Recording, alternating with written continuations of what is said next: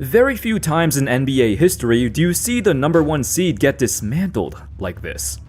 OKC finished the season with the number 3 ranked offense and the number 4 ranked defense, the second highest net rating in the entire league behind only the Boston Celtics. Yet, against the Dallas Mavericks, they got picked apart on both ends of the floor. The Mavs looked like the far superior team, and the Thunder had no answers at multiple positions. It was still a successful season for OKC. Nobody expected them to be so good in the first place. Their lack of size, which is a problem they were supposed to address at the trade deadline, which they didn't. Funny enough, they actually helped Dallas make the trade that turned their season around, the team that ultimately ended their playoff run. How's it going, folks? My name's Andy, and in this video, let's take a look at everything that went wrong with the Oklahoma City Thunder. Throughout the regular season, the Thunder had a major advantage that most teams do not have. Every player on their team can shoot, dribble, and pass.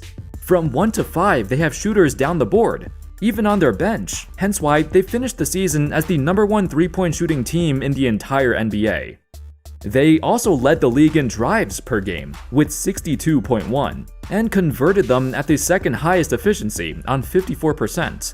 If you're that good at shooting threes and attacking the rim, it makes sense why their offense looked so good. Some even compared them to the likes of the Golden State Warriors of the past. Everything is in motion, every player is constantly on the attack and moving.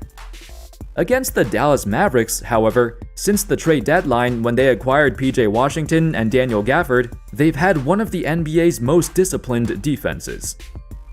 Washington is a standout player, and he's single-handedly wreaked havoc in OKC's pick-and-roll game. It got to the point where even if a Thunder player attacks the basket, they're starting from so far out. It gives the rest of his team time to rotate. Combined with the ridiculous length of their centers, they're constantly patrolling the paint and basically shrinking the floor, so their teammates don't have to rotate as far to contest a shot.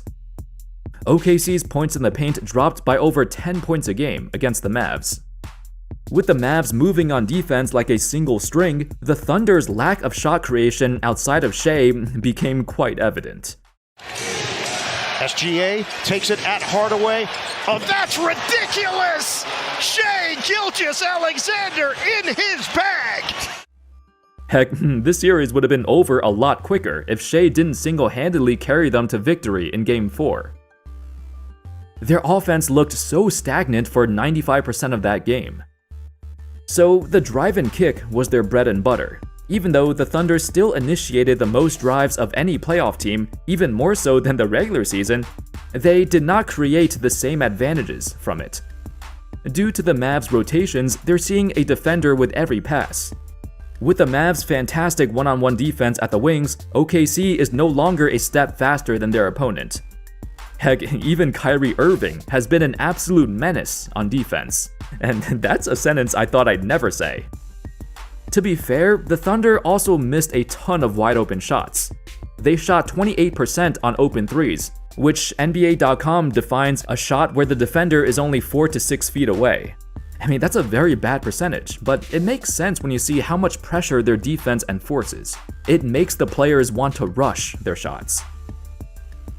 However, the most suffocating part of the Mavs' defense is their ability to protect the basket. Out of all 16 teams in the playoffs, OKC had the 5th lowest percentage within 5 feet of the basket, and the 3rd lowest percent from 5 to 9 feet. These playoff numbers actually look better because of their dominance against the New Orleans Pelicans, but if they were just against the Mavs, they're much lower. By having fast, agile big men, the rest of the team did not need to help as much, so they can stick to their man, stick to their shooters. Normally, OKC thrives off of drive and kicks by abusing mismatches to get open looks, yet the Mavs had no mismatches that can be exploited. Their superb communication has resulted in a game plan that completely nullified the Thunder's offensive repertoire. Josh Giddey. Quote, "It's a conversation that's been ongoing. It's obviously something teams have deployed against us. We have to continue to figure out the best way to improve through it." That's what Coach Mark Daigneault said in response to a question about the spacing problems with Josh Giddey on the floor. He said that earlier in the season, but we all knew it would be relevant in the playoffs. A huge storyline of this series, heck, of the entire season, has been Josh Giddey's fit on the Thunder. In the Mavs series in particular, he barely played at all, and when he did play, he was awful. His lack of shooting is one thing. We all know Giddey is not a confident three-point shooter, and his mere existence on the court allows the Mavs to just ignore him completely. I mean, just look at how the Mavs are defending him on these plays right here. Derrick Jones Jr. is the guy assigned to defend Giddey, but as you can tell, he's not even looking at him. Instead, he comes to help out PJ Washington to guard Shai, who's been the only consistent offensive threat for the entire series. This play here, Gafford sags off so much that he's still guarding the paint, even though his man is supposed to be Giddey. Remark to the referee. Luka led the NBA in scoring during the regular season, 34 points per game. It's nice to have fast athletic bigs who can recover and contest the jumper, as he did right here.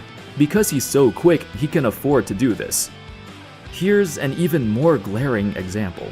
Shai is going one-on-one against Kyrie. He tells Giddey to get out of the way, assuming Lively will go follow him.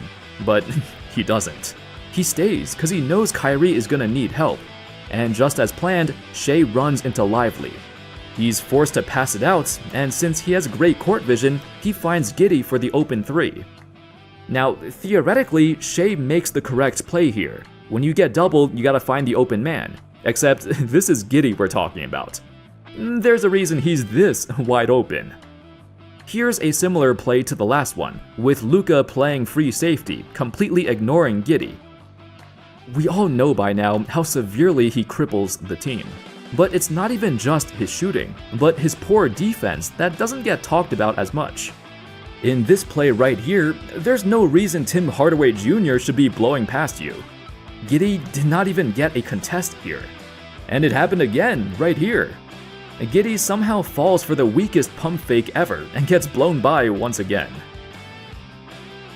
You know what's funny? In Game 2, the Thunder got outscored by a whopping 20 points in the 10 minutes he was on the floor. Like, that's just unfathomable. How does a single player in the 10 minutes he played get outscored by 20, while the rest of his team have rather normal plus-minuses? Plays like this are the reason why. This wasn't a particularly new phenomenon. Josh Giddey's place in the organization has been questioned for many months now. And with OKC's game plan emphasizing spacing, he's simply a bad fit. When Mark was asked about Giddey getting benched finally, he responded, "It gave us a chance to get back into some normal attacks on offense." So if Giddey is on the floor, they can't run their normal stuff on offense? Well, coming from the coach himself, it's pretty solid evidence that Giddey's time in OKC is coming to an end. Mark Daigneault won Coach of the Year, and it's not like he's stupid. Even he admitted Giddey's presence on the floor is a detriment to their offense.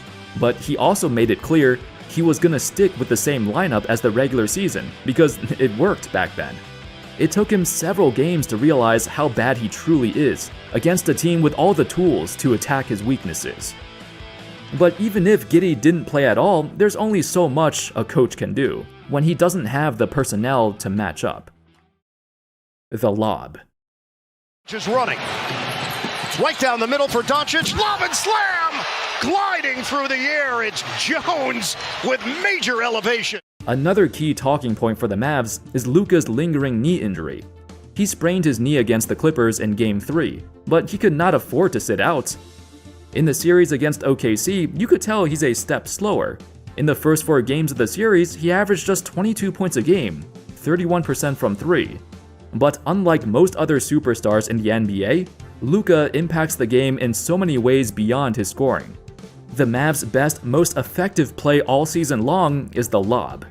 It felt like they got at least 5 or 6 lobs every game, and their points came a lot easier in general. How is it that the NBA's number 4 ranked defense continuously got manhandled like this over and over again? Oh, another banger for Dallas! It's Lively! One thing that's been a noticeable concern coming into the playoffs was the Thunder's lack of size. Remember when folks believed the Lakers would be a difficult matchup for them due to their sheer size? Well, that theory came to fruition against Dallas. Luka is listed at 6'7", but he's taller than everyone in the Thunder starting lineup except for Chet Holmgren, and Giddey, but he doesn't count. When he's being guarded by Lou Dort, who's 6'3", he can easily see over him and make pinpoint passes. You can't make up 4 inches this easily. When Luka runs pick and roll after pick and roll, someone needs to help, thus giving him an easy lob to the rim or an easy pass into the paint. Even OKC's backup center, Jay Will, is only 6'9" and nowhere near as athletic as Gafford or Lively. The lob has been the Mavs' most impactful play, because there's literally nobody on this team who can outjump Gafford or Lively. When Holmgren gets pulled out of the paint, or heck, even if he's still in the paint and needs to help, his teammate rotating over is useless because he's too small. By the way, Chet's defense is phenomenal, not just in the playoffs, but during the regular season. He held opponents to a significantly lower percentage near the rim than Rudy Gobert, and on a similar number of contests. I mean, that's crazy. He defended the basket at a rate that was better than the 4-time Defensive Player of the Year. Chet can't do it alone. He needs help down there. The lob and Luka's excellence in the pick and roll gives the Mavs a consistent form of offense that's incredibly difficult for any team to stop, let alone an undersized Thunder roster. The ability to get these easy high-percentage shots right at the basket is something the Thunder do not have the privilege of doing. For them, even when they do attack the rim, every shot is contested. It's a struggle to break through the Mavs' defense.